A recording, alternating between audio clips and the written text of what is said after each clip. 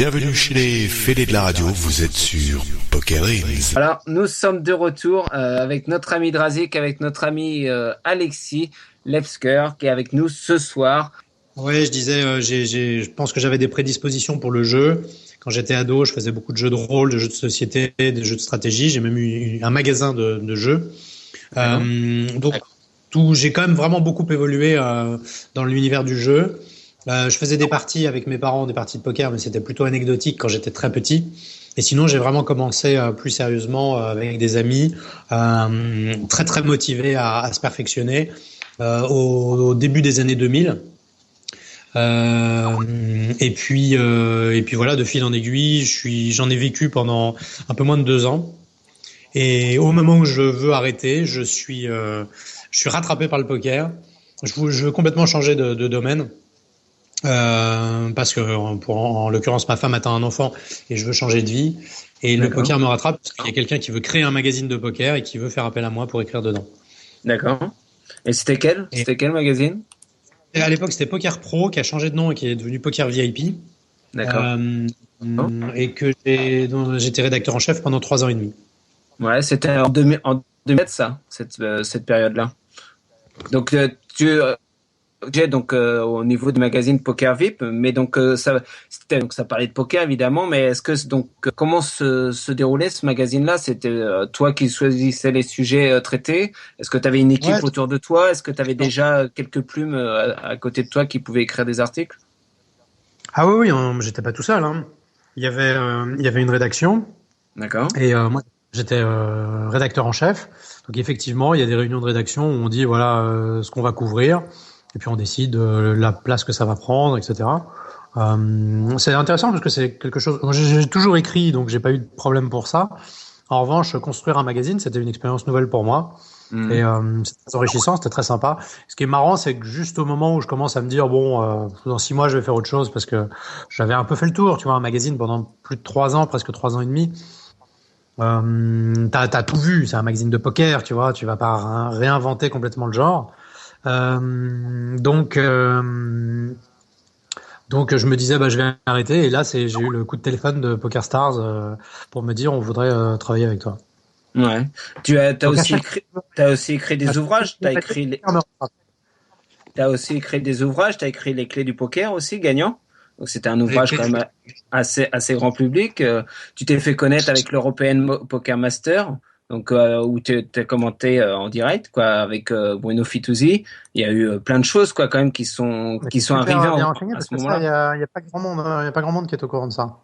Comment? Ouais, effectivement. Il y a pas grand monde qui est au courant de ça, c'est le premier tournoi que j'ai commenté effectivement avec Bruno Fituzzi. Ouais, tout à fait.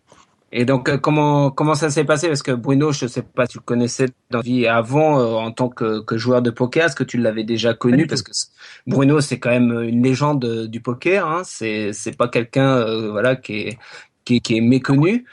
Comment ça, quoi, tu dois te sentir? Est-ce que tu t'es senti à l'aise? Comment de commenter quand même un tournoi de prestige en sa compagnie? Est-ce que comment ça s'est passé?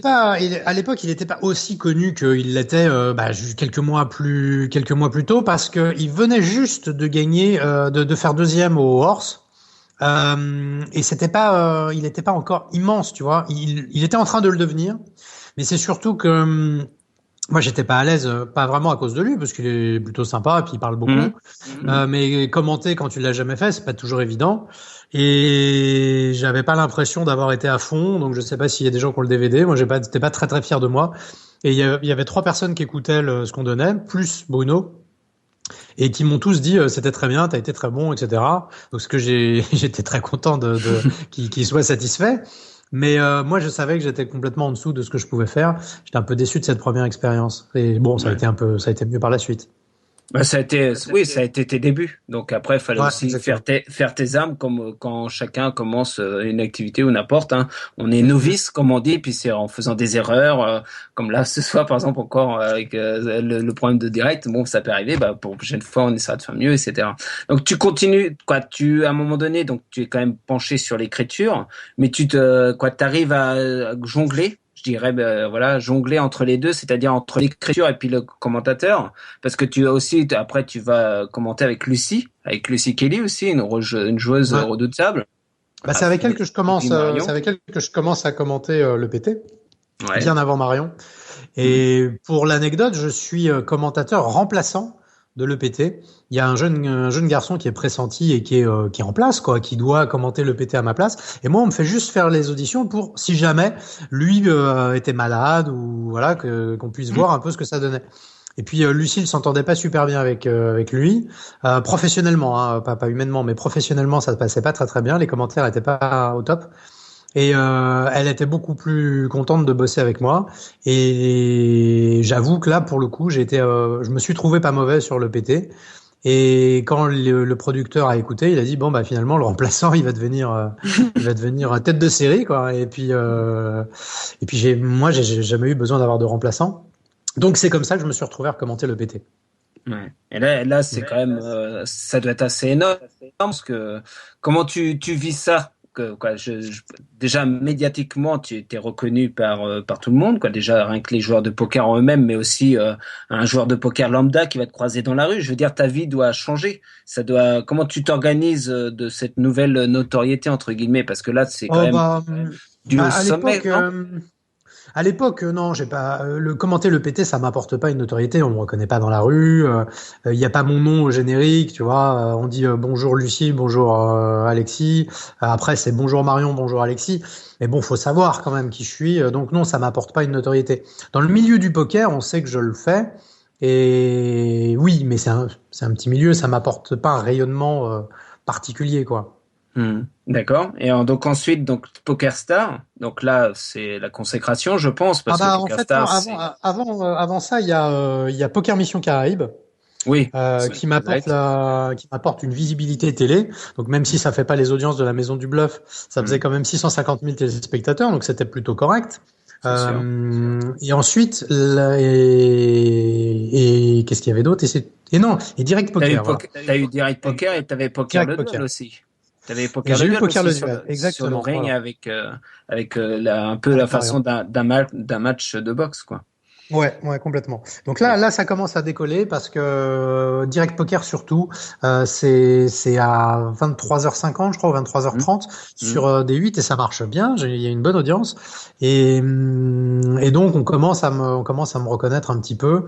Et puis il y a une petite notoriété qui vient. Ça reste évidemment très très modeste, très limité, mais il y a une petite notoriété et ça commence à décoller. Voilà, il se passe quelque chose. Et sur Poker Mission Caraïbes, ce qui se passe, c'est que je sais pas si vous le savez, mais Clara Morgan se fait virer. Donc je prends sa place et je deviens animateur alors que j'étais juste là pour faire du poker et on me voyait de temps en temps. Et comme le producteur Alexandre Balkany me trouve très correct dans ma démarche et dans ma façon de bosser, et il est satisfait de ce que je fais, bah il me dit à la rentrée t'as ton émission à toi, et c'est devenu Poker le Duel. C'était Poker le Duel. D'accord. Est-ce qu'il a fallu coucher avec Clara Morgan pour prendre la place? Non, pourtant je peux t'assurer que j'ai fait tout ce que j'ai pu. Tu peux me faire confiance, j'ai fait tout ce que j'ai pu. Mais cette espèce de connasse n'a jamais voulu. Ouais. Je pense que c'est une amie fidèle en plus. Non, alors, attends, pour être très honnête avec vous, ça fait classe de dire j'ai travaillé pendant 3 semaines avec Clara Morgan aux Caraïbes. Je l'ai vue 3 jours. Je l'ai vue à l'avion. Elle s'est fait virer le lendemain et je l'ai revue à l'avion pour le départ. En 3 semaines, je l'ai vue 2 jours et demi. D'accord. Ouais, il peut s'en passer des choses en 2 jours et demi quand même. Oui, mais enfin moi je suis pas un rapide. Hein. Donc il y a Fripon parce que comme tu le sais, c'est interactif. On a un petit chat avec des petits smalets assez marrants, etc. Et là on a Fripon justement qui le dit. Moi j'aurais dit chiennasse. Bon voilà. Après chacun suppose le prétendu qu'il souhaite. Donc toute cette aventure, elle est très très jolie, même démaquillée à 5h30 du matin à Orly. Elle est très belle. Hein. Ouais. Voilà, on la voit là, ça y est, on la voit, et puis avec toi en plein milieu, voilà, il y a un petit montage photo qui arrive là. La vache. J'espère que ta femme n'est pas là, donc j'espère. Si, elle regarde pas. Elle va fermer les yeux alors. Donc l'univers, donc la notoriété prend son chemin. Tu continues aussi l'écriture. On a quand même le fameux livre, quoi, celui que tout le monde, je pense, connaît. C'est quand même La Machine à gagner Donc là où tu as quand même des stratégies pour gagner au poker, etc. Quoi, ça, voilà, il y a une préface avec Elki. Donc comment est né ce livre? Parce que c'est la suite de tes aventures, on va dire au niveau du poker. Là, tu as fait un concentré surtout de stratégie, donner des ficelles entre guillemets à un joueur de poker lambda pour qu'il réussisse à se faire un petit peu d'argent, quoi, qu'il arrive à essayer de se faire des ficelles au niveau de ça. C'est ça. En fait, avec les clés du poker gagnant, j'ai essayé d'écrire le livre que j'aurais voulu lire quand j'ai commencé le poker, pour me mettre les idées en place, pour que ma réflexion soit structurée, que je fasse pas n'importe quoi et tout. Et que j'ai pas trouvé en fait ce livre. J'ai lu énormément de bouquins de poker. Bon, j'ai arrêté il y a pas mal d'années d'en lire, mais j'en ai lu plusieurs dizaines. Bon, alors ça et là, il y a vraiment beaucoup de bons trucs. Il y a des très bons bouquins, je vais pas dire le contraire.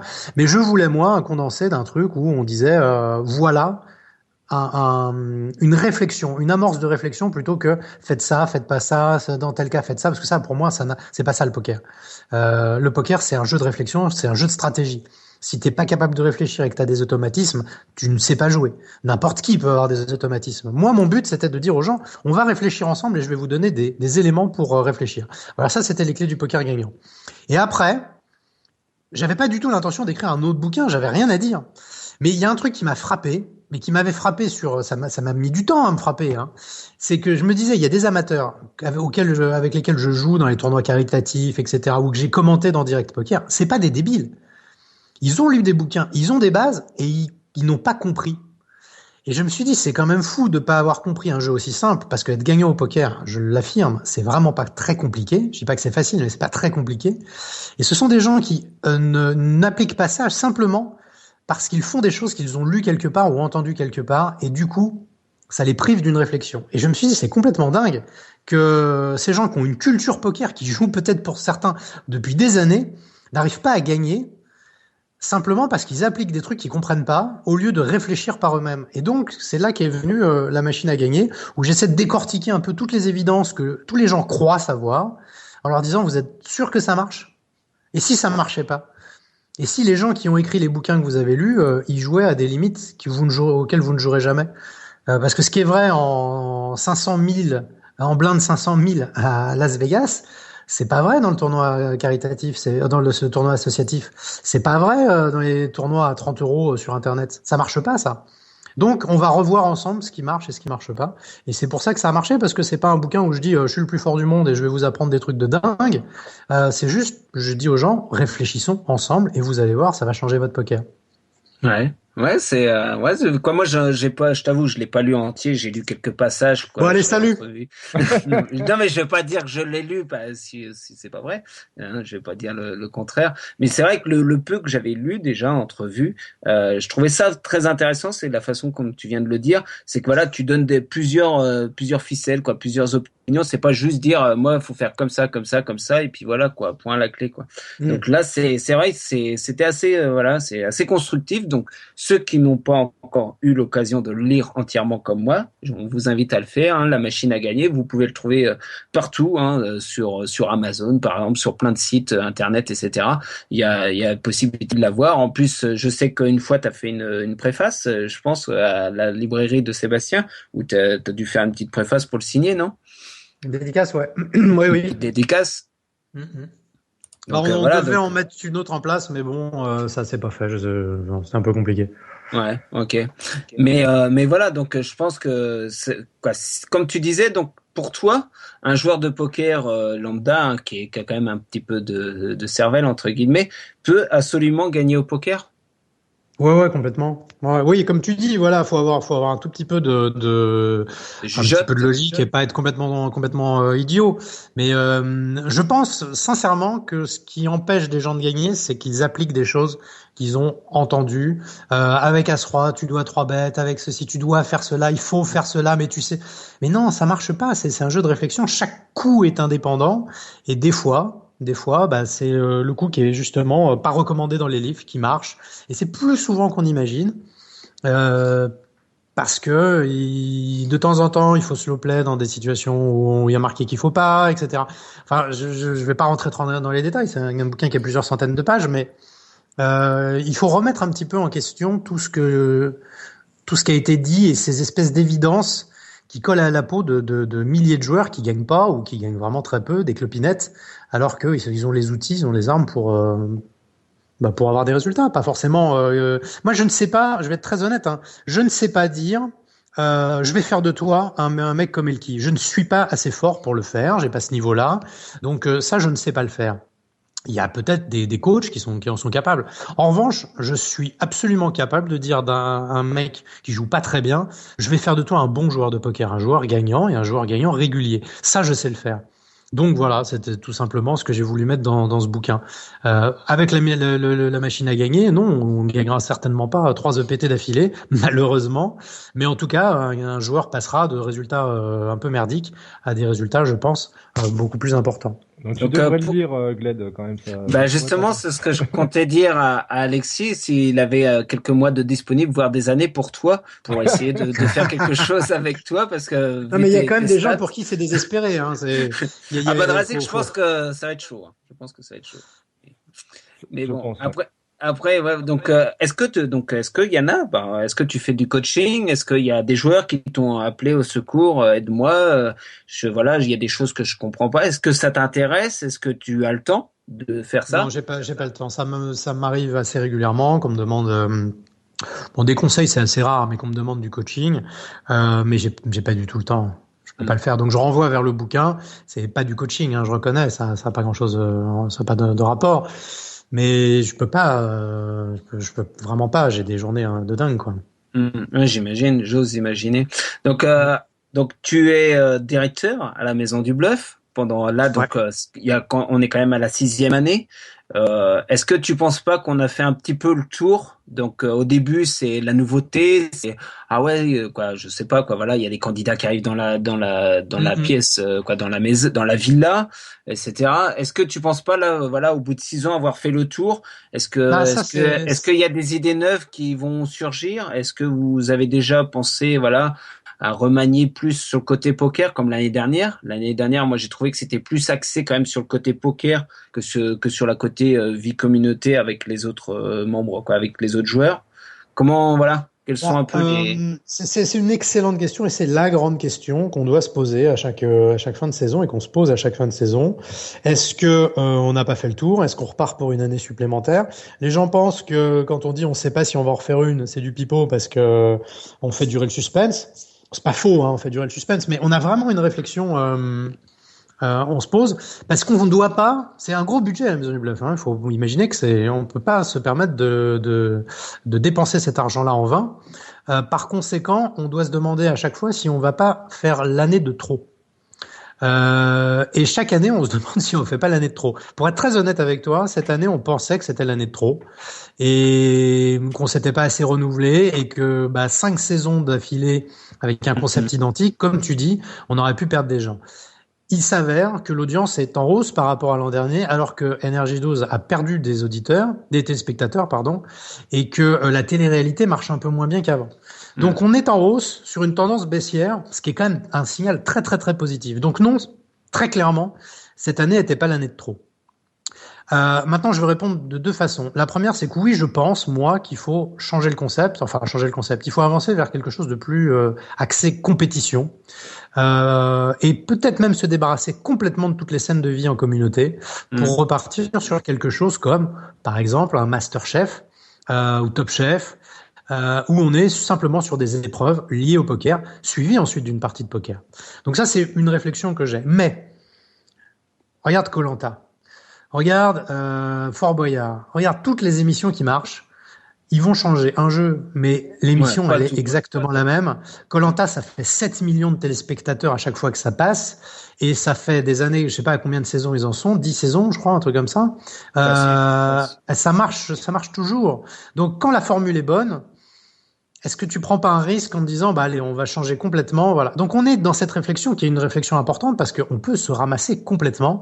Et si on fait un truc très compétition qui peut être sexy sur le papier et qu'on se ramasse, on se le travaille comme un boulet, le truc, tu vois. Alors que là, on a cette certitude de dire, au pire, on perd 5-10% d'audience, mais sur une base qui est quand même très très forte parce que l'émission marche bien. Ouais. Non, c'est vrai, non, mais c'est plaisant, quoi. Moi, je trouve ça plaisant à regarder. J'ai trouvé l'année dernière, c'était sympa parce qu'il y avait un beau casting. Il y avait le Viet Fou, il y avait quand même pas mal de joueurs quand même connus. C'était pas que des joueurs, voilà, qui arrivaient comme ça parce qu'ils étaient blondes à forte poitrine ou des choses comme ça. Je trouvais que le casting était plus visé côté poker que côté voilà personne. Donc est-ce que voilà l'idée c'est vraiment de se pencher comme tu disais donc bah d'arrêter un peu de voir leur vie privée on va dire et vraiment se consacrer sur les cours, sur le coaching, sur les parties en elles-mêmes, etc. Avec vraiment un casting de qualité avec des joueurs déjà pourquoi pas qui ont fait des micro percées on va dire, des joueurs qui gagnent très bien leur vie au poker pour vraiment que ce soit un peu l'arène voilà des mecs qui bah, que ça donne quoi comme le Viet Fou, c'est quelqu'un voilà qui envoie déjà des il faut comprendre une chose. Il faut comprendre une chose, c'est vraiment fondamental. Si on n'a pas compris ça, on peut pas avancer dans le débat. La Maison du Bluff, c'est une émission de télé. C'est un divertissement grand public.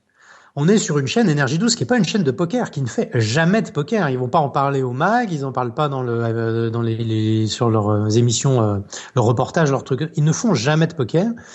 Et nous, on débarque avec une émission. Si on ne fait que des grinders, même s'ils sont sympas, même si c'est, voilà, ça concerne qui? Ça va concerner le microcosme du poker, parce qu'il faut être quand même conscient que les joueurs de poker en France, on est 2 millions. La cible d'Énergie 12, c'est 60 millions. Bon, ils vont pas toucher 60 millions, mais ce que je veux dire, c'est qu'eux, ils diffusent auprès de tout le monde. Et nous, on arrive en leur disant, vous savez, on a des joueurs de poker qui sont très très bons, je vais pas donner de nom, hein, et on va faire une émission qui est avec ça. Ils vont nous regarder, ils vont nous dire, vous savez qu'à un moment, il faut qu'on fasse de l'audience. Donc le nerf de la guerre, bah, c'est l'audience. Et si on prend que des grinders et des gens qui sont passionnés de poker, l'émission, elle ne se fait pas.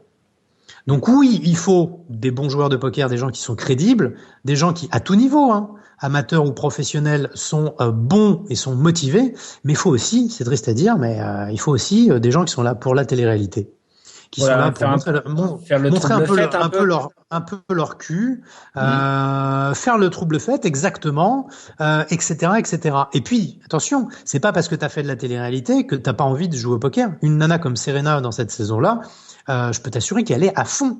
Elle m'envoie des messages pour me proposer des trucs, des opérations commerciales avec PokerStars.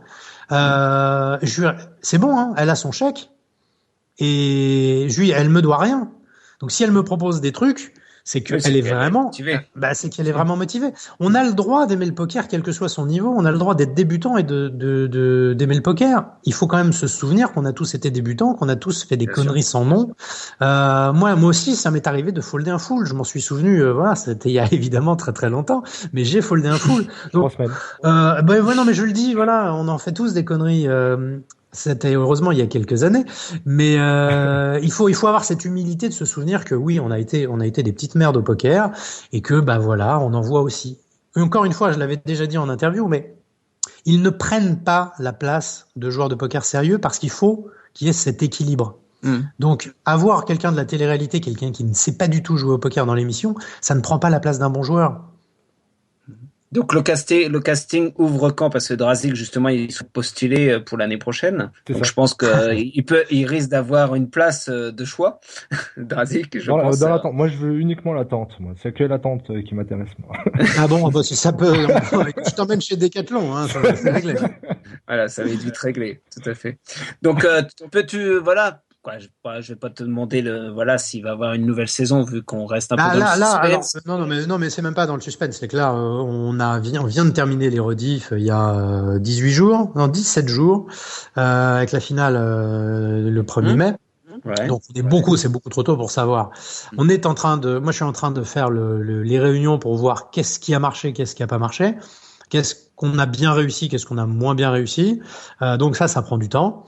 Et puis ensuite, si on arrivera avec plusieurs possibilités, est-ce qu'on regarde le même concept, ou est-ce qu'on change de concept, ou est-ce qu'on arrête? Il y a 3 éventualités.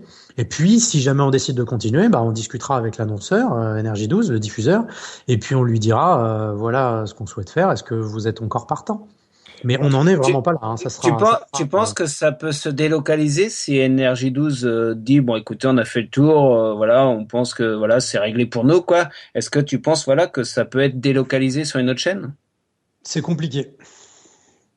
C'est compliqué. Des chaînes qui font du poker, il n'y en a pas beaucoup. C'est très malheureux, mais il n'y en a pas beaucoup.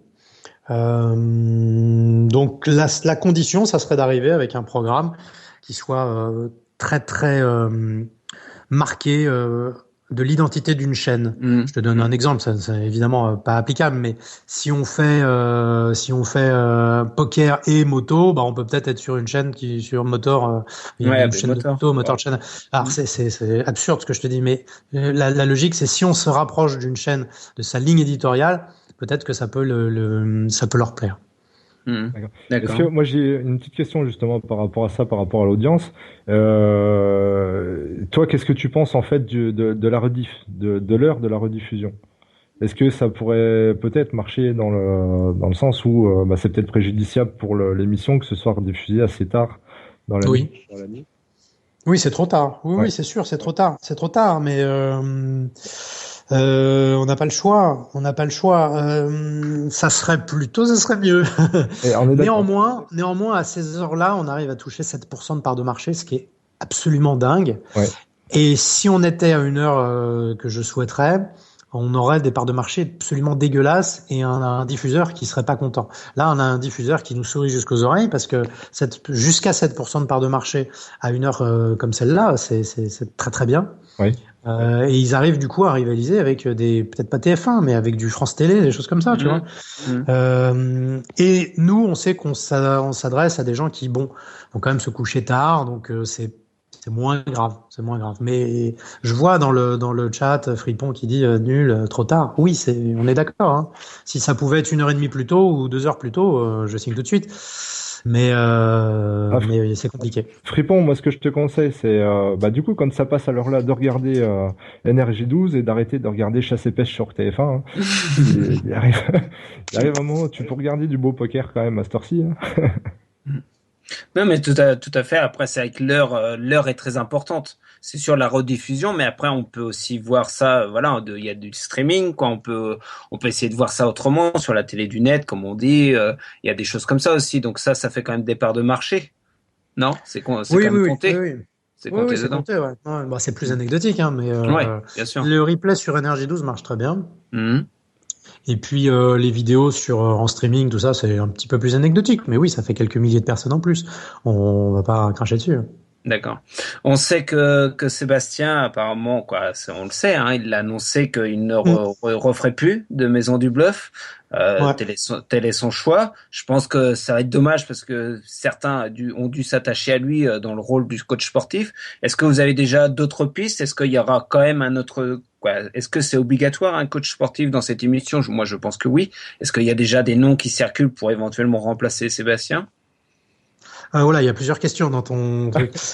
Déjà sur le départ de Sébastien, déjà sur le rôle du capot, c'est un rôle que j'avais imaginé et j'ai très rapidement pensé à Seb, que je connaissais très très peu, à lui pour le faire, et il a été, je vais le dire très franchement, au-delà de mes espérances, parce qu'il a réussi à donner vie à un perso, et ça a été, je pense, une des grandes forces du programme, une des grandes surprises du programme, et voilà, c'était clairement un plus. Bon, ceci dit, je pense que comme tu l'as dit, à un moment, il faut se renouveler, et je pense que le personnage était un peu en train de tourner en rond, sans caricaturer.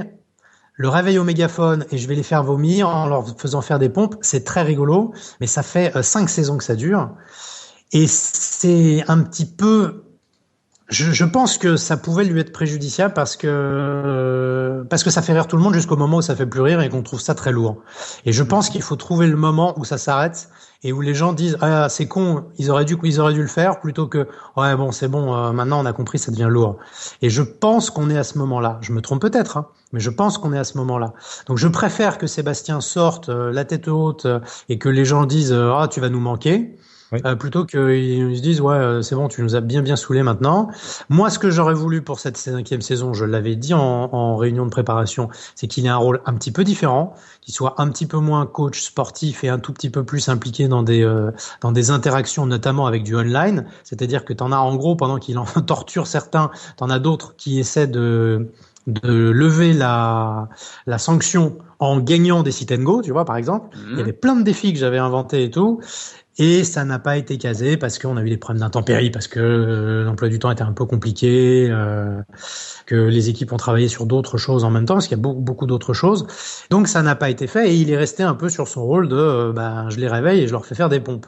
Et voilà, c'est un peu. Encore une fois, je pense qu'il vaut mieux s'arrêter au sommet plutôt que de le faire l'année. Bien sûr, bien sûr. Et pour répondre à ta deuxième question, oui, j'ai plusieurs personnes en tête pour remplacer le capot. Je pense que ça sera pas, on va pas l'appeler capot, ça serait totalement ridicule. Ce rôle-là, il lui colle à la peau.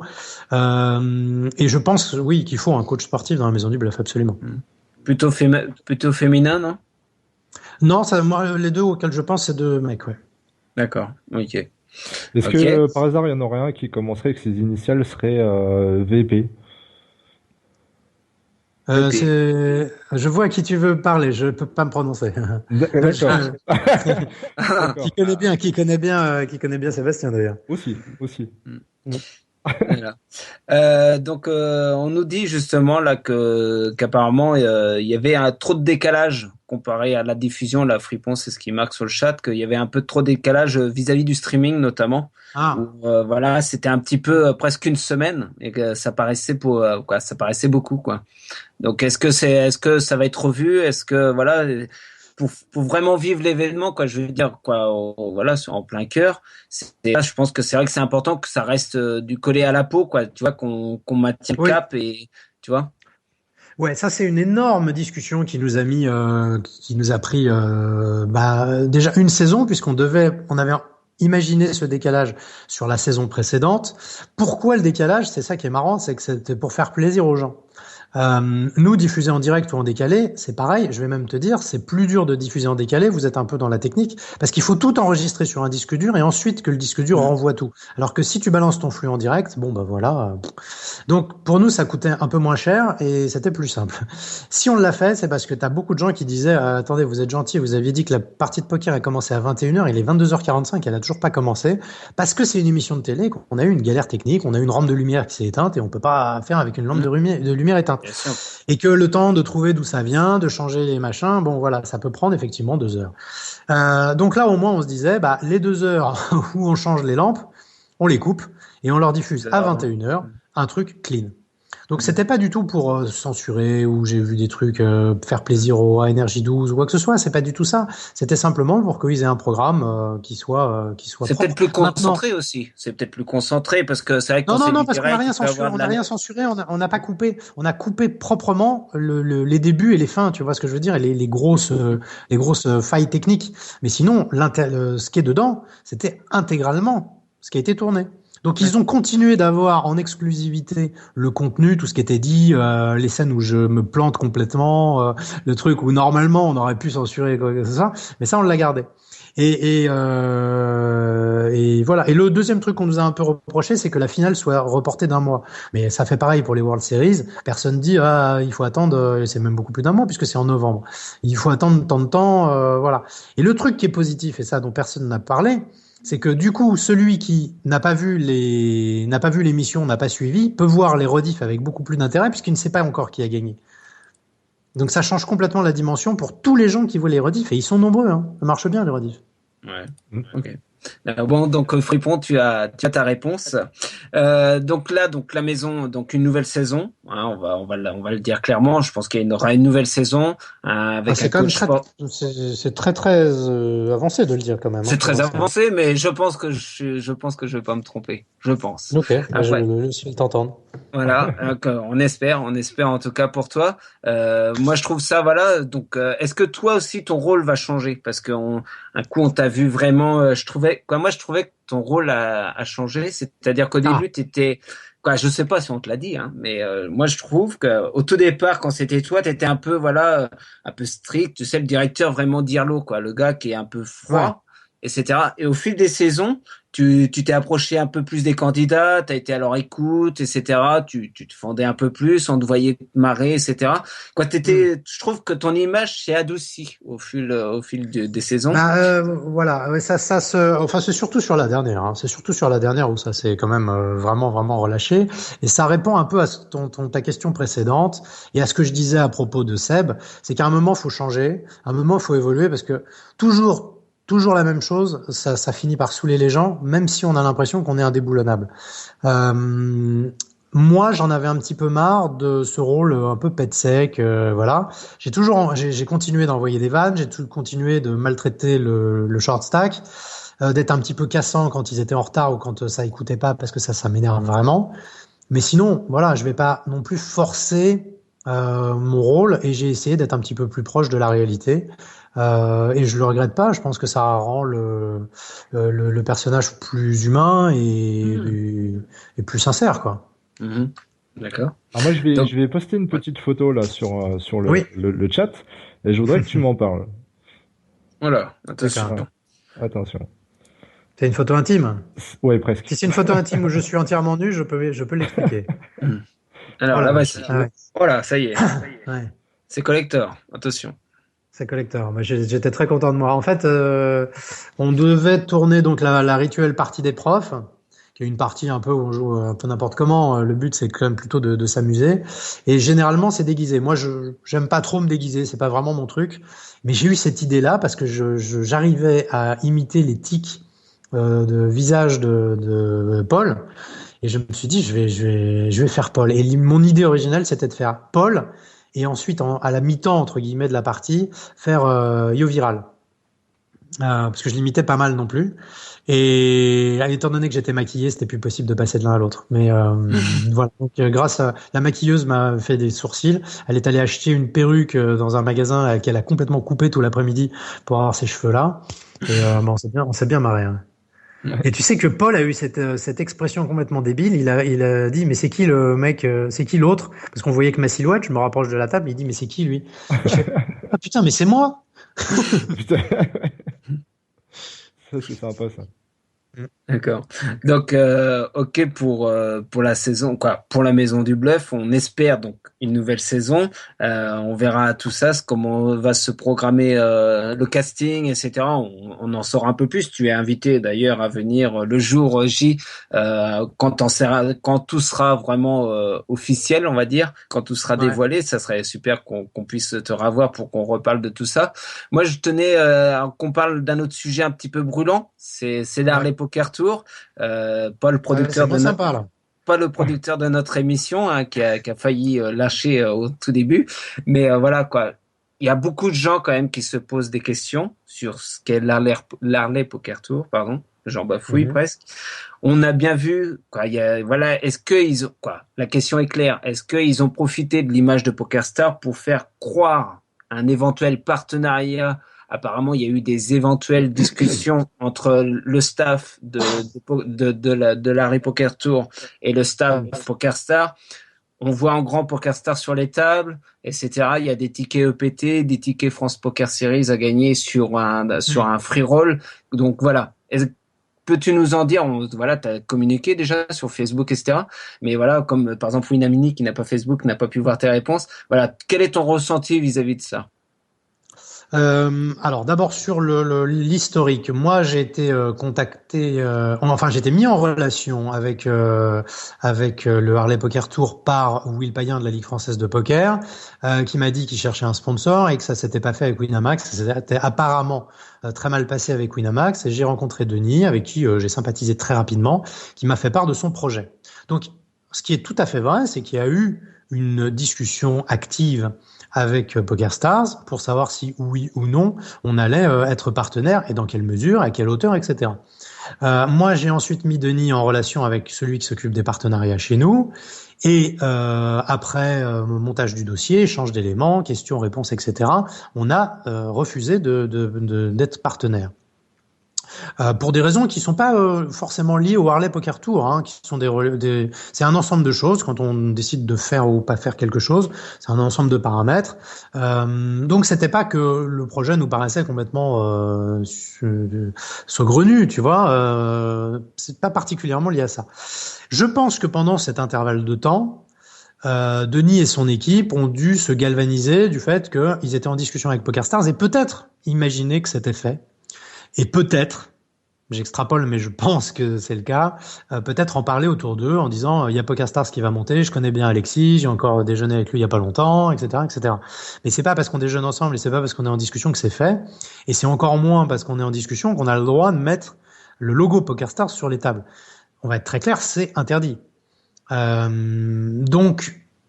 apparemment, il y a des gens qui ont joué dessus, donc c'est quand même particulier.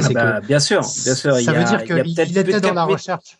Il y a peut-être plus de 4000 joueurs qui ont joué dessus, donc tu vois, c'est pas juste un ou deux. Imaginons que finalement ça soit PMU qui dise bah oui, nous ça nous intéresse puisque Winamax et PokerStars veulent pas. Imaginons, hein, je dis PMU, ça peut être n'importe qui d'autre. Ils se retrouvent avec des tables où il y a marqué PokerStars, on fait quoi? Donc voilà, et je pense que c'est finalement assez symbolique de l'ensemble de l'opération. J'ai vu des choses extrêmement violentes, ça part dans tous les sens sur Internet. Je pense qu'il faut déjà savoir raison garder, comme on dit. Ils ont dit qu'il y aurait une communication. Bon, aujourd'hui, ils ont un peu raté le truc puisqu'il n'y a rien eu aujourd'hui. Mais je ne suis pas convaincu que ce soit des escrocs pour la bonne et simple raison qu'il n'y a rien à voler. Ils ont organisé des free rolls. Ils sont pas partis avec la caisse. Il n'y a pas de caisse. J'ai vu qu'ils avaient pu, mais ils ont profité de la buvette. Soyons sérieux. Les cafés à 50 centimes. Comment tu payes ton hôtel? Denis, ici, ce qu'on me dit est vrai. Il était présent sur toutes les étapes. Son équipe était présente sur d'autres étapes. Ils ont tourné dans toute la France. Ce mec-là, pendant ce temps-là, c'est les autres. Ils travaillent pas. Il faut qu'ils se déplacent. Ça coûte en essence ou en train, en nuit d'hôtel, avant que ça soit remboursé par des cafés à 40 centimes. Donc c'est quelqu'un qui, à mon avis, ce sont des gens qui ont perdu de l'argent dans cette affaire. Si elle est finie, je sais pas si c'est terminé, quel est leur dernier mot, est-ce que d'un seul coup ils vont sortir un sponsor de leur chapeau? Je leur souhaite vraiment, et je souhaite à tous les amateurs qui y ont cru et qui y croient encore, que ça se passe bien, que ça se termine bien. Moi, personnellement, j'ai des doutes, et je pense que ce sont des gens qui ont eu les yeux plus gros que le ventre, qui ont imaginé un projet qui les dépasse complètement, à tout point de vue. Le price pool de ce tournoi, il frôle les 100 000 euros. C'est énorme. Un free roll. Un free roll. Quand t'as pas l'argent des amateurs et quand t'as pas l'argent des sponsors, les 100 000 euros, tu les sors d'où?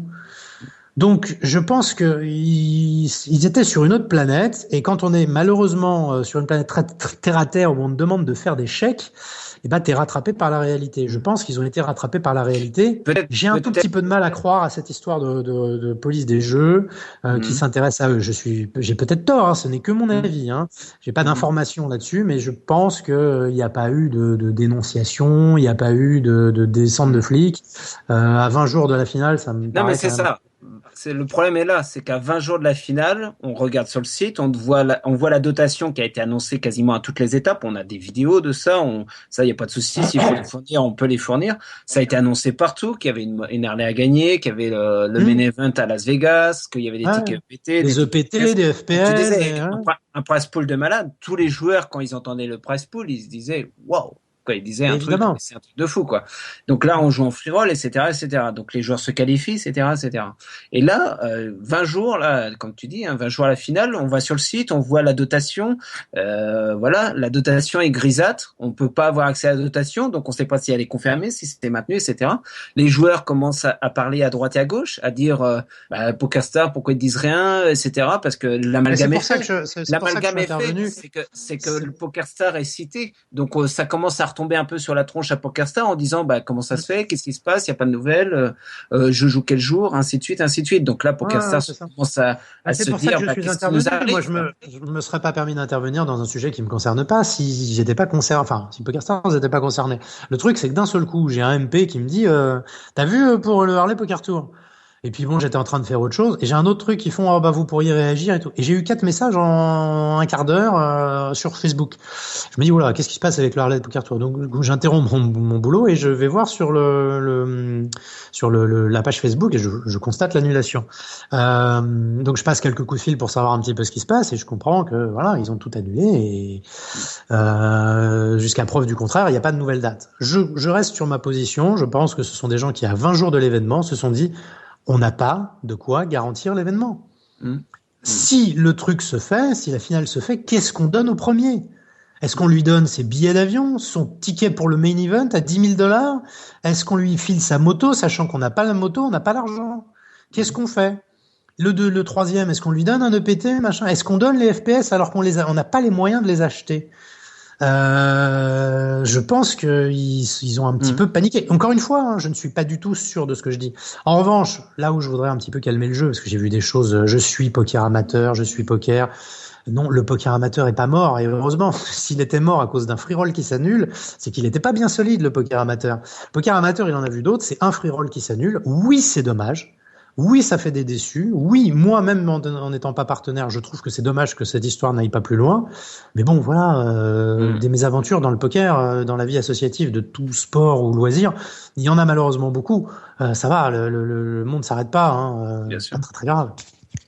Bien sûr, non mais c'est sûr. Donc de toute façon, on verra bien leur communiqué. Comme tu disais, devait avoir lieu après ce grand week-end. Malheureusement, on n'a toujours pas d'informations. Donc on verra bien leur communiqué. Mais c'est vrai que, D'après comme tu dis, il y a beaucoup de questions. J'ai eu quelqu'un du Harley Poker Tour qui m'a dit qu'il n'avait pas le droit de communiquer avant lundi. C'est Harley qui leur imposait un silence. Alors je pense que c'est une communication qui est du coup imposée par Harley et que avec le décalage horaire, il n'est pas exclu qu'on l'ait que mardi. Ouais, parce que voilà. étant en Amérique, parce que c'est ça aussi, c'est que là ils ont mis PokerStar aussi dans la balance, quoi, on va dire. Bon là le problème est entre guillemets résolu. Je sais pas si PokerStar par la suite peut aussi voir éventuellement qu'ils ont subi un préjudice moral, pas financier mais moral.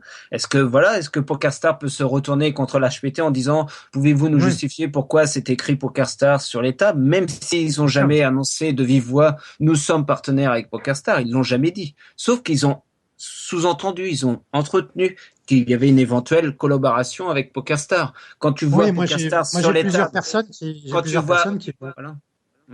quand tu vois le PT, quoi, quand tu vois qu'ils annoncent des tickets EPT, des tickets France Poker Series, et non mais ça, attention, ça c'est autre chose. Mais n'importe qui peut. Toi, avec ta radio, tu peux organiser un tournoi et faire gagner un FPS. Si tu sors l'argent de ta poche et que tu dis à PokerStars, bonjour messieurs, je voudrais vous acheter un FPS, on va pas te dire, attends, t'es qui, qu'est-ce que tu fais? Bien sûr. Que tu le joues toi ou que tu le fasses gagner à quelqu'un, c'est pareil. Pour les gens qui sont pas convaincus par ce que je dis, je vous demande pas de me croire sur parole. Voici un exemple. Vous organisez un jeu concours. N'importe qui organise un jeu concours où il y a une PlayStation à gagner. Le concours est annulé. Ça, en aucun cas, vous allez dire à Sony, dites voir votre concours, machin. Il n'y a pas de partenariat. Donc n'importe qui peut faire gagner un EPT, un FPS ou des FPS et des EPT sans avoir de partenariat. Et c'est exactement ce qui s'est passé avec le Harley Poker Tour. Ils ont décidé d'acheter des tournois PokerStars. Parce que en Europe, il y a rien d'autre. Enfin, il n'y a pas grand-chose d'autre, quoi. C'est ce qu'il y a de mieux, en tout cas. Donc ils les ont achetés ou ils ont dit qu'ils les achèteraient. Mais c'est pas pour ça qu'il y avait un partenariat avec PokerStars. Pour être complètement transparent, s'il y avait eu un partenariat avec PokerStars, il est évident qu'on aurait amené les lots. Je pense qu'il y aurait eu les lots, il y aurait plus de publicité, quoi, plus de communication via PokerStars, via le HPT. Je pense que voilà, PokerStars, on l'aurait plus vu entre guillemets, quoi. Je pense que vraiment le partenariat était vrai, voilà. Donc on a des questions, hein, quand même un petit peu à droite et à gauche, quoi. Donc il y a aussi des affirmations qui disent, je pense pas que c'était une arnaque. Comme tu disais, vu que c'était free roll, il y avait aucun argent à prendre. Donc, plus que c'était un problème d'organisation, surtout sur le papier. Donc, on verra le mot de l'HPT quand ils auront fait leur communiqué de presse pour voir ça, parce que comme on disait, hein, il y a eu PokerStars, mais il y a aussi la marque Harley Davidson. Harley Davidson, je pense qu'aussi ils ont peut-être leur mot à dire vis-à-vis de tout ça. Donc, on verra bien ce qui va en découdre. On a d'autres questions qui commencent à arriver aussi sur la nouvelle éventuelle saison de la maison du bluff. Donc il y a quelqu'un là qui nous dit, là Loupara justement, qui voudrait savoir comment vont se dérouler les sélections. Si, bien sûr, il y a une nouvelle maison. J'en sais rien, j'en sais rien du tout. C'est vraiment très très tôt pour en parler. Hein, c'est bien. Enfin, je suis très content que les gens s'emballent et tout, mais on en est vraiment vraiment pas là. Est-ce que ça sera les mêmes, comme les mêmes, quoi, les sélections seront comme les autres années passées, ou est-ce que tu penses il y a aussi 2 qu'il ans, peut y il y a avoir de 2 la ans, nouveauté là-dessus? il y a 2 ans, c'est moi qui avais pris la décision d'ouvrir le casting aux amateurs de poker, et on avait donc une page casting sur la maisondubluff.fr. Pour être très honnête, je pense que c'était une connerie. C'est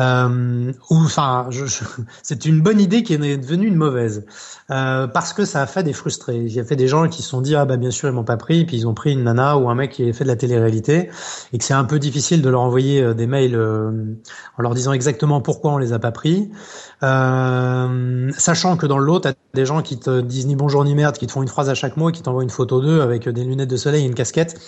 C'est presque un manque de respect pour les gens qui vont recevoir ces mails et les éplucher, tu vois. Mais c'est jamais une bonne nouvelle et c'est toujours un petit peu frustrant quand un responsable de casting te dit bah je suis désolé mais je vous prends pas.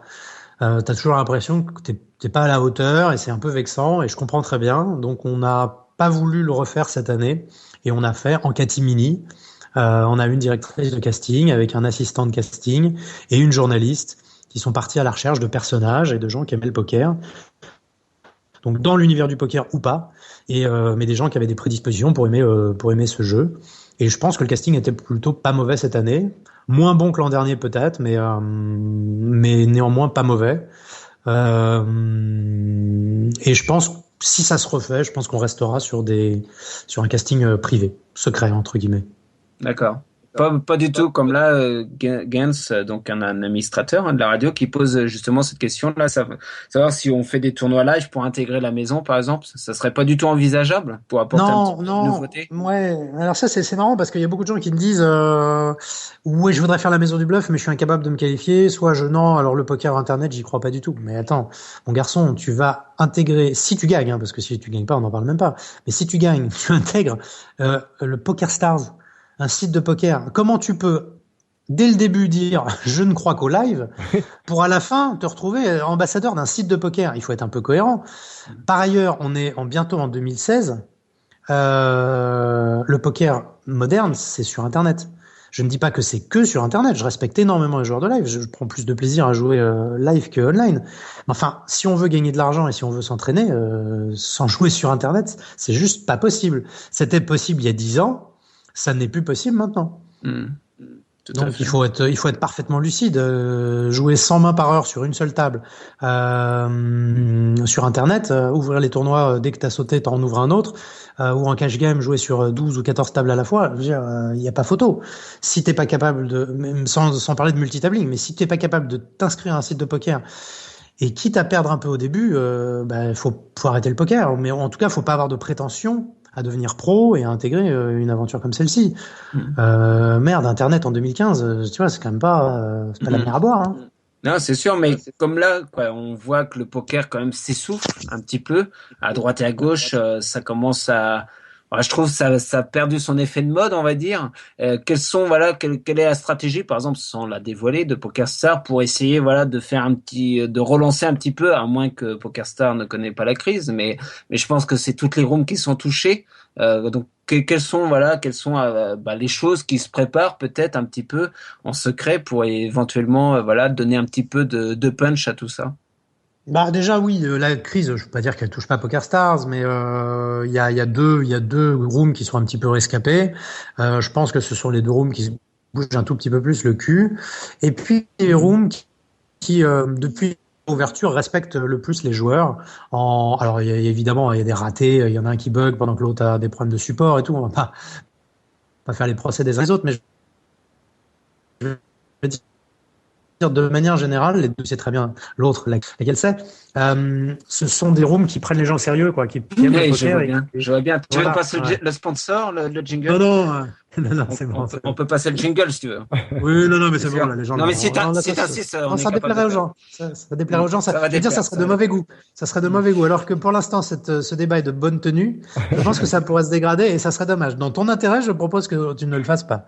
D'accord. Non, oui, mais bon, voilà. Quand tu en donnes au niveau du service client, au niveau comment ça s'appelle, du programme de fidélité, de la richesse de l'offre de jeux, tournois, cash game, spin and go, etc.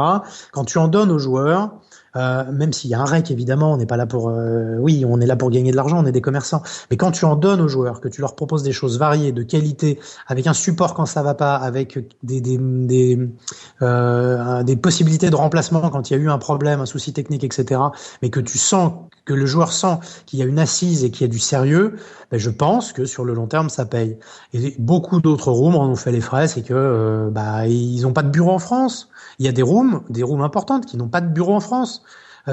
T'es infoutu de savoir qui est responsable de certaines rooms. Je vais pas donner de nom, mais qui s'occupe de certaines rooms. Tu sais pas à qui t'adresser, tu sais pas qui. Ils ont 1 ou 2 joueurs sponsorisés.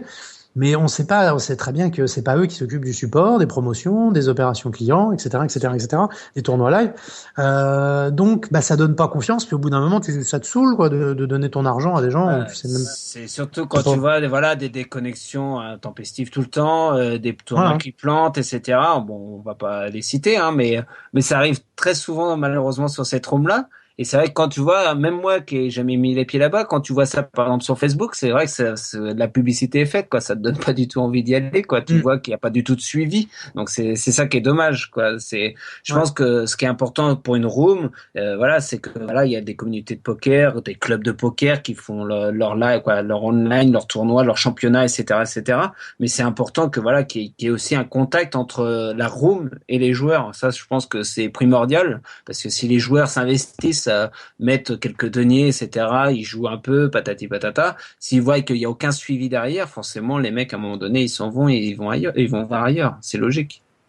Voilà, clairement. Donc c'est cette crise dont tu parles, elle nous touche un petit peu, mais beaucoup moins que les autres. Et puis on a des opérations. La Maison du Bluff, ça ramène énormément de gens au poker. Chaque année, c'est un véritable afflux. Je pense que ça se voit sur le site.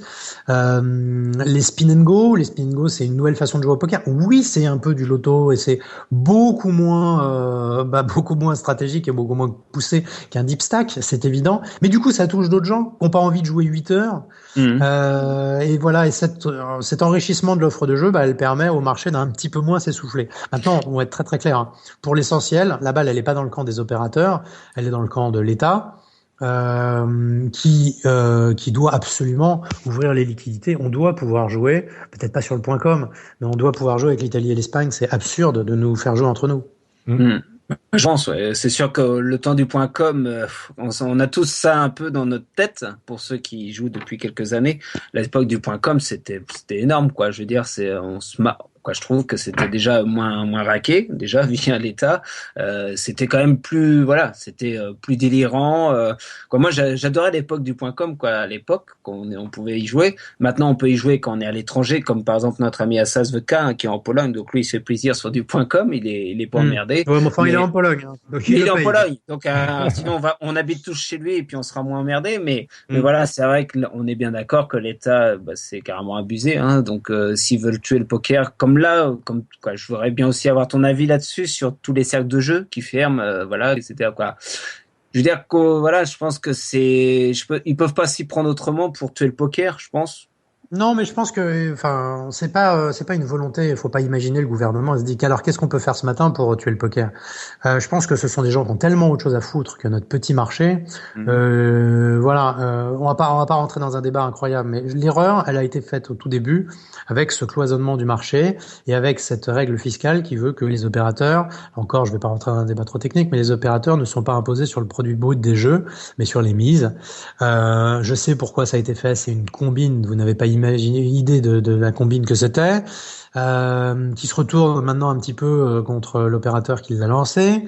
C'est des combines absurdes qui font que aujourd'hui le marché il se porte pas très très bien. Oui, il faut qu'on puisse jouer avec les Italiens et les Espagnols pour commencer, peut-être avec plus. Non, il n'y a pas d'obstacle. Oui, le gouvernement est seulement maintenant en train d'y réfléchir. C'était pas leur priorité. Ils avaient d'autres choses. Il y a un chômage important. Il y a, voilà.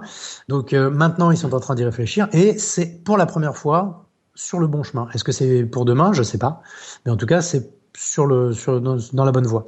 En ce qui concerne les cercles, bah oui, c'est regrettable. Maintenant, là aussi, j'ai vu, c'est la mort du poker. Ça y est, le poker est fini. Faut arrêter. Il y avait 4 cercles de poker en France, à Paris. Il y a plus de 2 millions de joueurs en France. Tu fais le compte. Mais Voilà, est-ce que c'est une petite partie du poker. est-ce que ça n'a pas facilité justement, comme certains disent et pensent, les parties voilà un peu à l'arraché, Ah quoi, si, mais voilà, bien les parties sûr. clandestines, etc. Il y en avait déjà, C'est je évident. pense, avant. Mais là, vu qu'il n'y a plus de cercle, Ah oui, les oui. joueurs, où c'est qu'ils jouent, quoi. Oui, non, mais ça, c'est un autre problème. Il est évident que les gens partent sur des parties clandestines. Bah, ils n'ont pas le choix. Ils vont pas arrêter de jouer. Qu'est-ce que tu crois? C'était très naïf de la part de l'État. Mais bon, moi, je suis pas complètement dupe. C'est pas gratuit. Et on ferme pas les cercles pour ne pas rouvrir autre chose derrière. Donc, Mhm. je suis fermement convaincu qu'on va voir Un petit surgir dans casino. pas si longtemps que ça plusieurs petits casinos sur Paris. Mhm. Ouais, c'est sûr. Il y a même des grandes chances, je pense. C'est ce que j'avais Euh, annoncé il y a quelques temps, Gled, je sais pas si tu te souviens. Ouais, Ça a été déjà, annoncé. on avait Ouais, déjà parlé, ouais, tout à fait. c'est ce que je pensais Mais aussi. je pense que voilà, c'est ce qu'ils envisagent de faire, malheureusement. J'ai quelques questions à te poser sur l'interview Up and Ouais. Down. Donc, j'ai 8 questions exactement à te poser. Et ensuite, on va se faire une petite pause musicale. On va écouter ta deuxième chanson. Ah, oh là, oh là Voilà. là. Et C'est du lourd, hein. pendant cette pause musicale, chacun et ceux qui le souhaitent pourront poser une question sur le chat de la radio, vu que c'est interactif. Vous pouvez poser vos questions pour notre ami Alexis. Donc d'abord, je vais poser les miennes. Alors, mon cher Alexis, quel est, pour toi, ton meilleur souvenir au poker? Je pense qu'il y en a énormément, mais celui là qui te vient tout de suite à l'instant T. Oh, souvenir au poker vraiment en partie. Le poker, ouais, en partie, ouais. Le meilleur souvenir, c'est la fois où j'ai inventé le semi-bluff. J'ai rien inventé du tout, hein, je te rassure. Hein. Mais dans ma tête, j'avais inventé un concept absolument dingue. C'est la fois où je mise sur un tirage et que dans ma tête, ça fait une étincelle et je me dis, mais attends, à la probabilité que j'ai de toucher mon tirage, je peux rajouter la probabilité qu'il fold, mais c'est juste énorme. Il faut que j'attaque tous mes tirages. Ça veut dire que j'additionne les deux probabilités, je dois être à plus de 50%. Ça, c'est mon meilleur moment parce que là, j'ai l'impression d'avoir inventé, tu vois, d'avoir découvert un truc de dingue, quoi. D'accord. Ton pire souvenir? Ah, mon pire souvenir, oui, ça vient plus facilement. C'est une session sur Internet il y a quelques années, à l'époque où j'en vivais, où j'ai perdu beaucoup, beaucoup d'argent et j'arrêtais pas de faire chauffer la carte bleue et où j'ai fini à 5 heures du matin, les larmes aux yeux, parce que j'avais l'impression d'être une grosse merde au poker. J'ai tout joué de travers. J'ai perdu pas mal de sous ce jour-là. Et plus la frustration, la fatigue et tout. Et j'ai fait toutes les erreurs du mec en tilt. C'est-à-dire que j'ai pas arrêté de grimper de limite. J'ai pas arrêté de croire que la chance allait tourner alors que c'est moi qui jouais mal. Je me prenais certainement beaucoup, beaucoup de bad beats, mais je devais très mal jouer. Et ça a été une série noire, mais qui m'a heureusement appris à gérer le tilt un peu mieux. D'accord. Quelles sont les 2 qualités nécessaires au poker que tu possèdes? L'adaptation. Je vais dire l'intelligence, mais c'est un peu prétentieux. Puis je pense pas qu'il faille être très, très, très intelligent pour être bon au poker.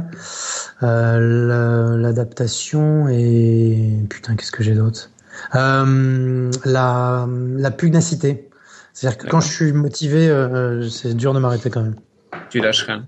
Deux défauts non nécessaires au poker que tu as malheureusement qu'il faudrait corriger? Non nécessaire au poker, oh, bah l'impatience. Mhm. Ouais, l'impatience et le sens de l'injustice. C'est-à-dire que quand j'ai un mec à ma table qui joue sur mal et que j'arrive pas à l'ouvrir, ça m'énerve. D'accord. Quelle serait ta plus grosse perte, justement, t'as été un peu dessus, mais quelle serait justement ta plus grosse perte sur une session online d'un soir? 3005. D'accord. Et donc là, c'est là où comment tu te sens? Parce que 3500, c'est quand même une belle somme. Est-ce que tout de suite, tu te dis, comme tu as dit tout à l'heure, tu te sous-estimes, tu te dis, j'ai joué comme une merde, je suis un con, etc., etc. Est-ce que tu fais une pause? Est-ce que tu fais une pause vraiment pour te reconstruire, souffler, voir autre chose? Ou est-ce que au nom de une bonne nuit de sommeil, enfin, si tu peux le faire, et le lendemain, tu repars pour essayer de récupérer tout ça? Je me souviens pas si j'ai fait une pause. Une pause longue, non, ça c'est sûr. Est-ce que j'ai rejoué le lendemain? Je sais pas si j'ai attendu 24 heures ou 48 heures ou plus. Je me souviens plus trop. Ce que je sais, c'est que j'ai réussi à finir le mois en positif. Donc j'ai remonté ce handicap. Et je pouvais pas m'arrêter parce que j'en vivais. Je vivais de ça, tu vois. Je peux pas me dire, c'est pas grave, j'ai perdu 3005. Allez, il fallait les remonter, quoi. Donc, je me souviens plus si j'ai attendu le lendemain ou pas. Ce que je sais, c'est que je devais être tout tremblotant et ultra fébrile. Et c'est peut-être justement le fait d'être fébrile qui m'a permis de rejouer peut-être beaucoup plus serré et plus prudent et de repartir positif, quoi. Je devais jouer beaucoup trop de mains et tu sais, quand t'es très très perdant, tu te dis il faut que tu prennes des risques pour tout remonter. Tu prends des risques à des limites qui sont pas tiennes, et le plus rapidement possible. Souvent, on se laisse pas le temps justement d'essayer de reconstruire. On veut, on a perdu, des blindes ainsi de suite, et en une heure de temps, on veut remonter tout le positif qu'on a perdu, mais sauf que c'est souvent là où on s'enfonce, quoi. Plutôt joueur de MTT ou de cash game? Oh, cash game uniquement. D'accord. Ta plus belle rencontre au poker, là je parle de personne. Wow. Ma plus belle rencontre au poker, oh putain, là tu vas me...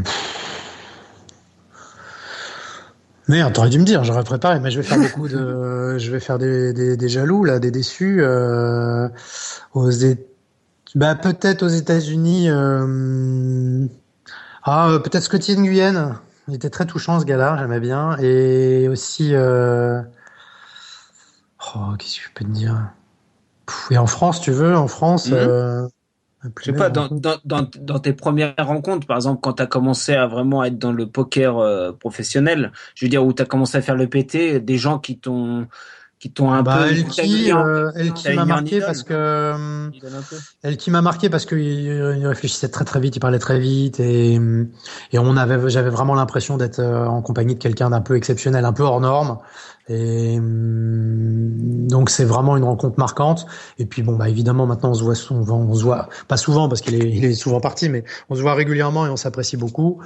Et oui, Elki, ça fait partie des gens importants, c'est sûr. D'accord. Ta plus mauvaise rencontre? Quelqu'un qui t'a déçu? Ah oui, Phil Ivey. D'accord. Une vraie tête de con. Oh ouais, un mec pas du tout intéressant, méprisant. Non, vraiment pas sympa, non. D'accord. Et en France, j'ai pas le droit de le dire, mais Ses initiales? FS. FS. Donc on cherchera alors. D'accord. Ouais. Dernière question, tu es seul sur une île déserte. Avec quelle personnalité du poker souhaites-tu y être? Oh, surtout pas Negreanu. D'accord. Pourquoi? Mais parce qu'il parle tout le temps, il me saoule, je serais obligé de le tuer au bout d'un moment. Sur une île déserte, une Livbori, je dirais, tiens. Ouais, je pense, c'est mieux de partir sur des femmes. Ouais. Merci pour ces réponses aux questions. Donc on cherchera justement l'ennemi juré. On verra ça. On va s'écouter une nouvelle chanson de ton choix.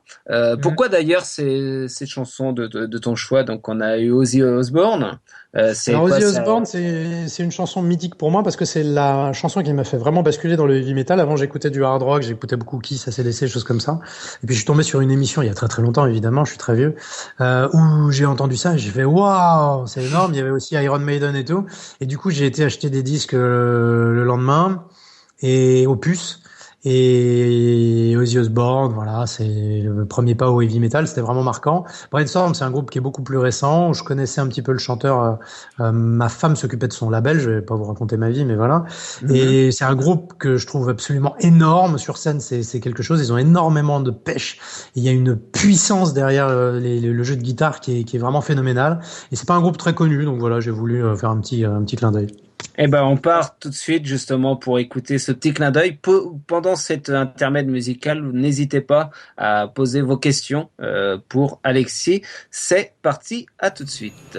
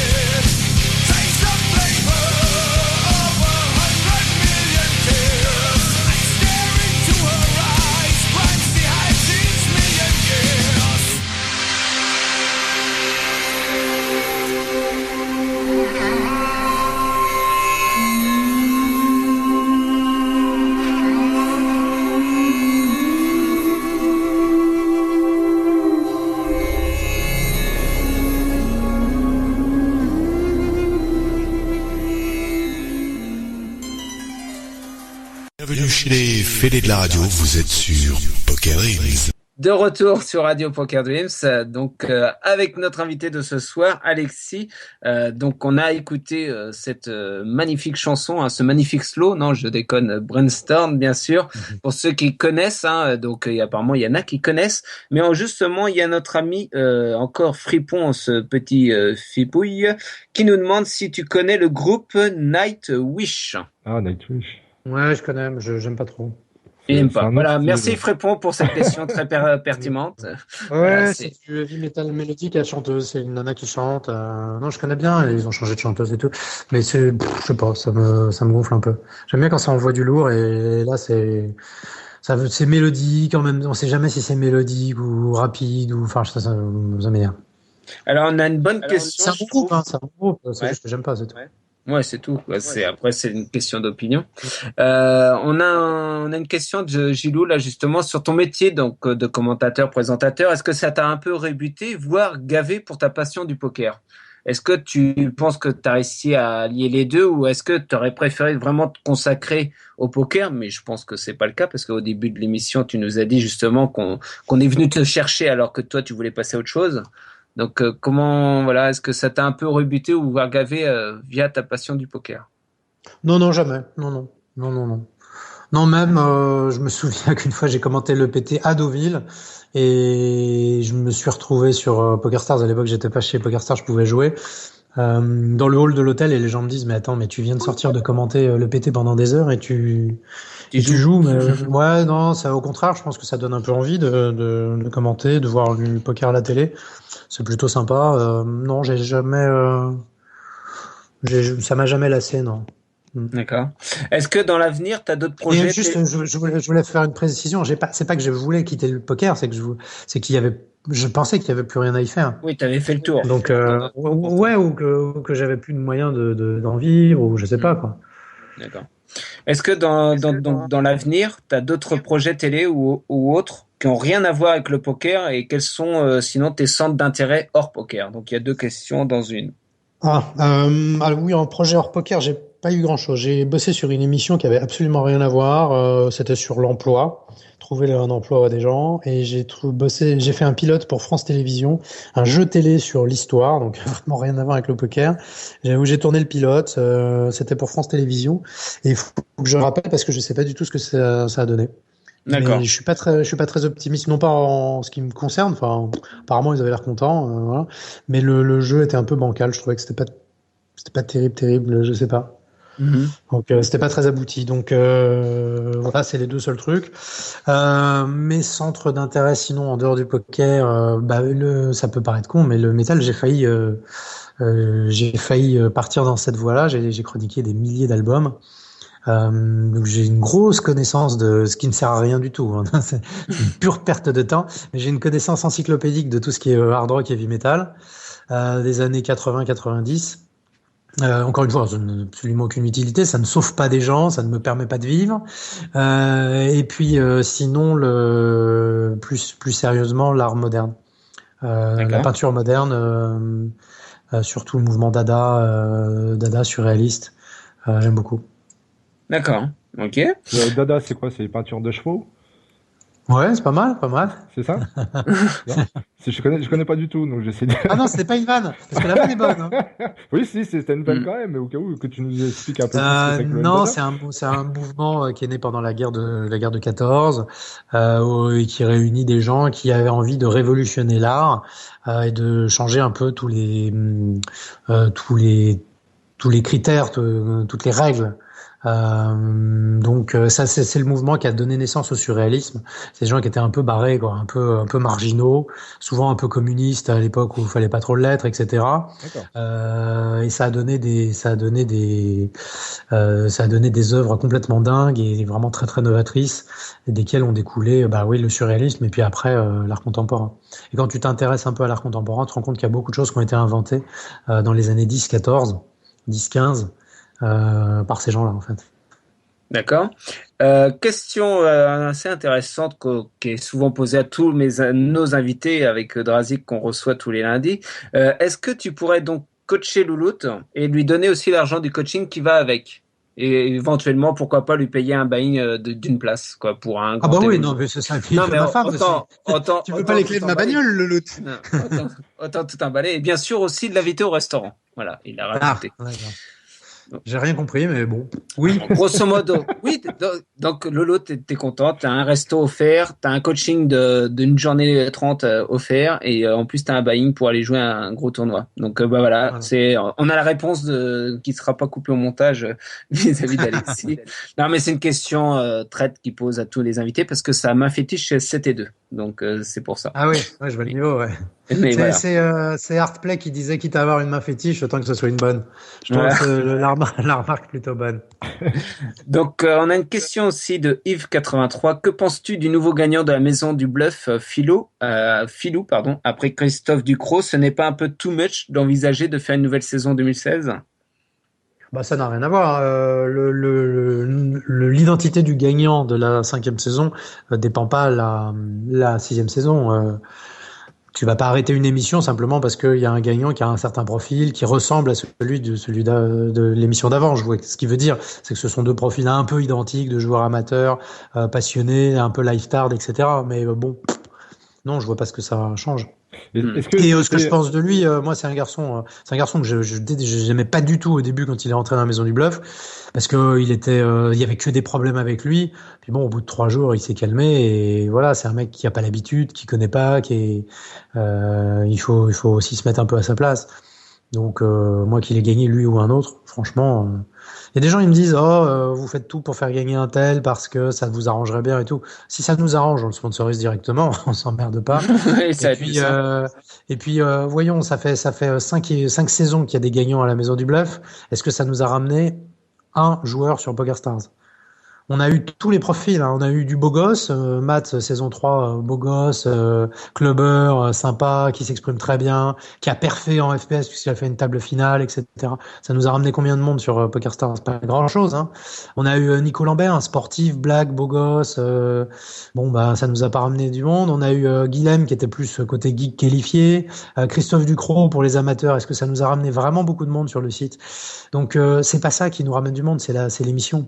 Donc après qui gagne, le meilleur est le plus chanceux, comme je dis, tant mieux pour lui. Tout à fait. Ouais. Merci pour vos questions, auditeurs et auditrices. Hein. C'est vrai qu'il y en a eu pas mal. On a eu aussi tout à l'heure une question de Thibaut, mais même moi je ne l'ai pas très bien comprise, donc je pense qu'elle était mal formulée. Mais bon, je peux essayer quand même de la poser. C'était surtout pour faire un tournoi apparemment caritatif, je pense, dans sa région avec des joueurs de la maison du bluff. Est-ce que vous en faites si on vous demande, est-ce que vous pouvez venir, par exemple toi, Capot, quelques joueurs de la maison du bluff qui vont venir pour essayer de vous battre pour une asso caritative, genre des enfants malades ou des choses comme ça. Est-ce que vous êtes souvent sollicité ou pas du tout?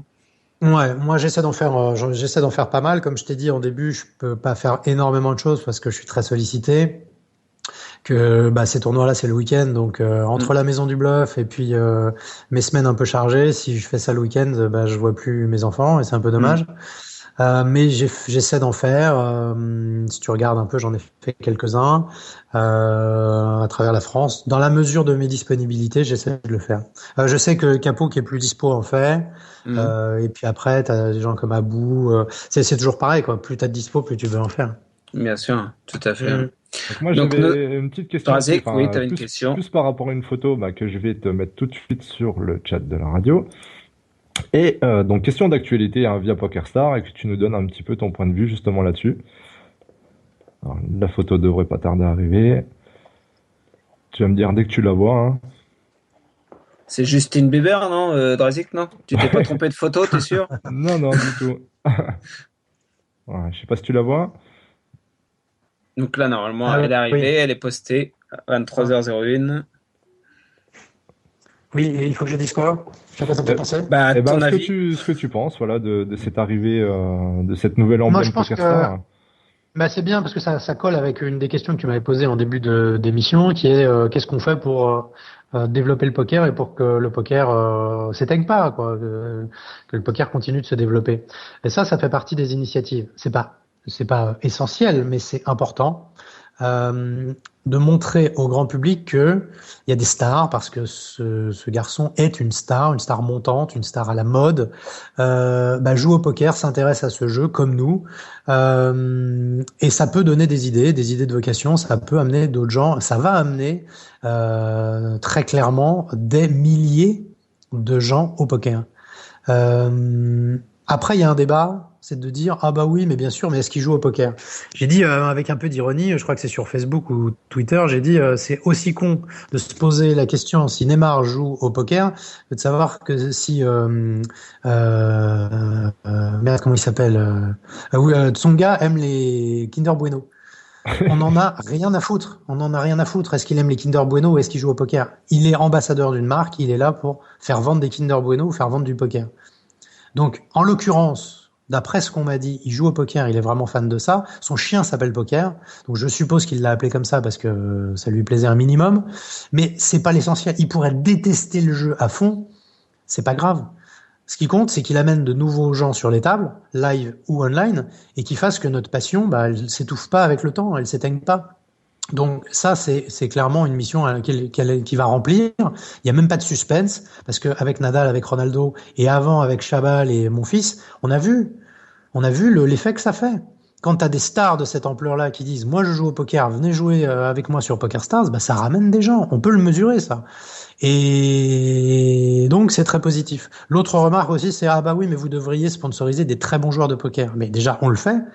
On sponsorise Elki, Julien Bricard, Jason Mercier, Vanessa Sepp, Daniel Negreanu. Je vais pas tous les citer, mais les meilleurs, ils sont déjà sponsorisés par PokerStars. Donc ça, c'est fait. Et tu sais combien rapporte de joueurs Elki sur PokerStars? Dis un chiffre. À l'année. Des gens qui disent « Je suis venu chez vous grâce à Elki ». Il y en a combien d'après toi? Il doit en avoir énormément. Ah, tiens, c'est moi qui vous donne un jeu. Bah moi je dirais pas tant que ça quand même.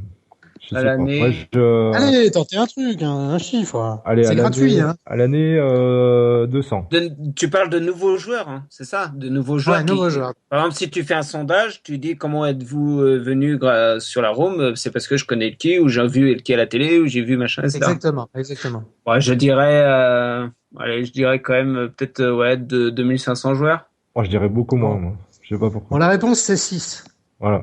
6. Ah ouais. Donc, ça fait un tous les 2 mois. C'est quand même pas mal. Voilà. Donc tu te doutes que pour le montant qu'on le paye, il ne nous rapporte pas de nouveaux joueurs. Faut le virer. Donc non, je dis pas ça. Moi, je suis très content qu'Elki fasse partie de l'équipe et bien sûr. Je trouve que c'est un merveilleux ambassadeur. Mais ce que je veux dire, c'est qu'il ne remplit pas les mêmes fonctions qu'un Neymar. Un Elki, il va être là pour vous. Pour nous, les amateurs de poker, parce qu'on sait que c'est un bon joueur, il va nous apprendre des choses, il va nous régaler, il va bien représenter la marque auprès des gens qui connaissent. Mais Elki, et encore, c'est de loin le joueur de poker français le plus connu. De loin, il y a même pas de second, on saurait même pas qui peut le rivaliser avec lui. Mais si on sponsorise les 10 meilleurs joueurs du moment français, ils vont nous rapporter combien? 60? C'est pas comme ça qu'on va dynamiser le marché. Par contre, un Neymar, quand il tweet, je sais pas, aller sur Facebook ou Twitter et taper Neymar, je le fais en même temps que vous là, sur sa page. Il a 1 156 000 fans sur sa page Facebook. Et quand il like un truc, il met un truc, il a 1423 likes, 53 partages. Voilà. Ouais, donc c'est sûr. Lui, s'il dit, tiens, ce soir, je me fais un petit poker sur PokerStars, qu'il a 1500 likes et 50 partages, c'est sûr qu'il y a des nouveaux joueurs qui vont vouloir jouer avec lui, c'est évident. Et ça sera pas 6, quoi. Donc, c'est pas du tout la même fonction. Et ça, l'un n'empêche pas l'autre. Une room comme PokerStars peut se permettre d'avoir les deux. Et se permet d'avoir les deux. Je sais pas si c'est confidentiel, mais ça doit être un gros contrat, non? Il a dû bien négocier ça, je pense, au niveau de son contrat sponsoring. Parce que après, par exemple, est-ce qu'il peut éventuellement toucher tant par joueur qui est rentré grâce à lui, etc.? Non, je crois qu'il s'ennuie pas. Très honnêtement, je connais pas les détails du deal, mais non, c'est sûr que c'est pas ça. Il y a un chèque pour une durée déterminée avec un nombre d'interventions, et puis voilà quoi. Il n'a pas d'obligation de résultat et non. Là, il y a Tom Shack justement qui met faux sponsor Vanessa Lawrence. Justement, ça me fait rebondir un peu sur une question. Ça a été quand même la marraine. Vanessa Lawrence. Est-ce que ça a été un bon choix? Est-ce que tu penses vraiment que ça a été un bon choix de la mettre marraine? Oui, j'assume complètement ce choix. Il faut savoir que au niveau de ce qu'on appelle les RP, relations presse, relations publiques de la Maison du Bluff 5, on a battu tous les records, et c'est en grande partie grâce à elle. Pour la première fois, les gens sur les sites de people, des sites qui parlent jamais de poker, ils appelaient la Maison du Bluff LMDB.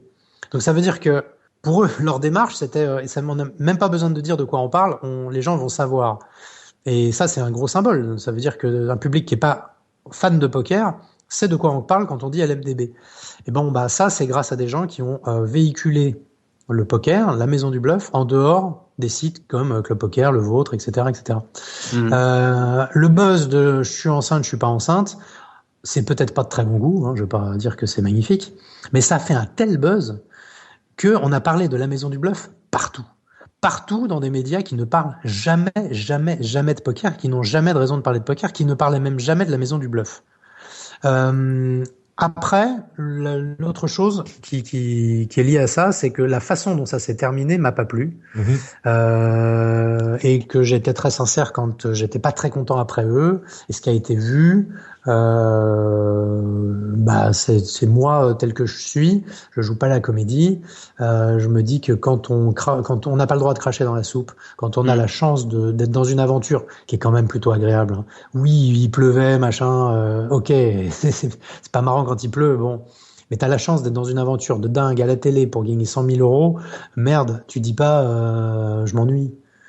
Tu dis pas les journées sont longues et avec lui je m'entends pas. Avec lui tu t'entends pas, tu lui parles pas, mais tu continues l'aventure. T'as pas le droit de cracher dans la soupe comme ça.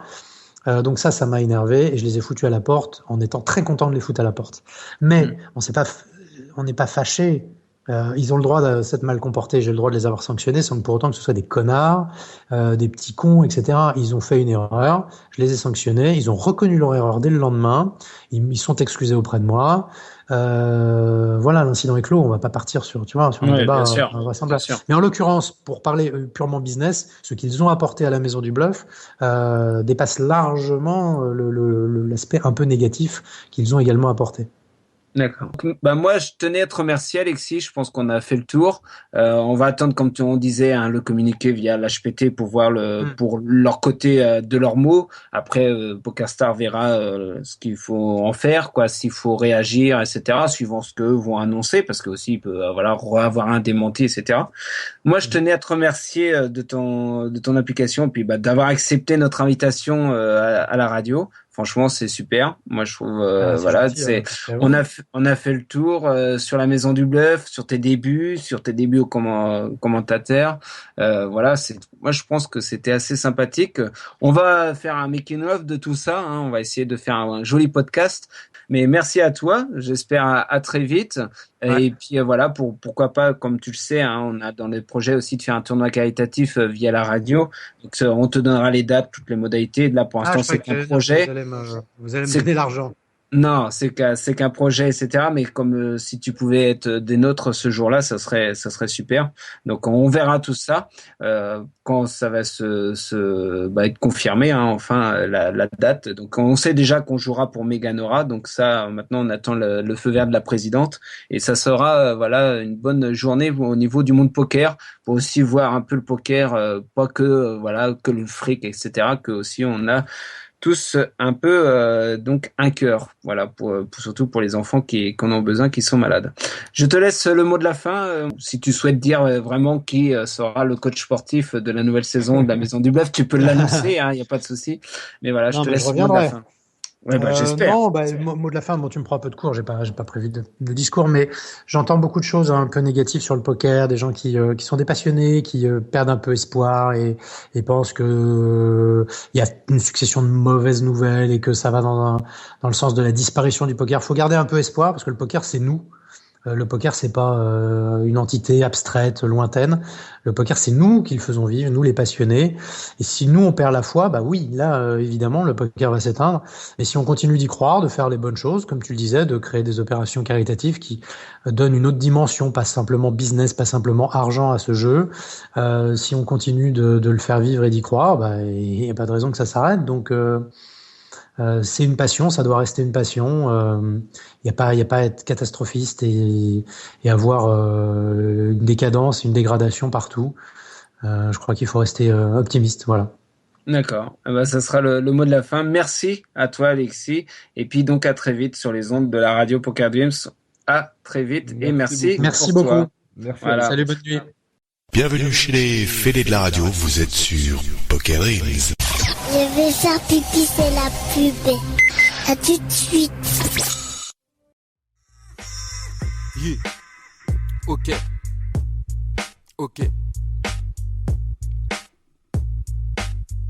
Le plaisir de jouer en live avec une structure agréable. Texa Poker, l'art de voir le poker autrement. Un logiciel venu d'un autre monde, Zexter. Avec lui, vous déjouez les mains de votre adversaire. Ok. Yeah.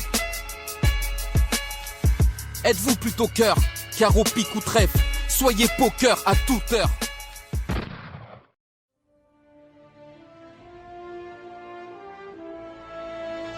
Papy Jack Tour, séjour poker liant vacances et tourisme pour tous, dans un cadre agréable et idyllique à Lloret del Mar en Espagne.